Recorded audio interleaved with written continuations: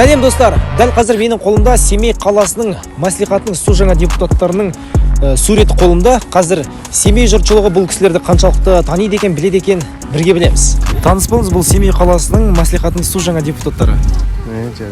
Мына кісілер танисыз ба? Жоқ, танымаймын. Ешқайсы танымайсыз ба? Бұл Семей қаласының мәслихатының депутаттары.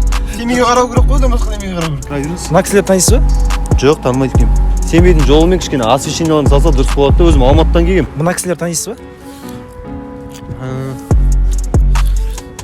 Танымаймын ешқайсысын. Мосттағы, старый мост бар, сол трасса жасау керек. Бұл кісілер Семей қаласының мәслихатының депутаттары. Жақсы, рахмет сізге.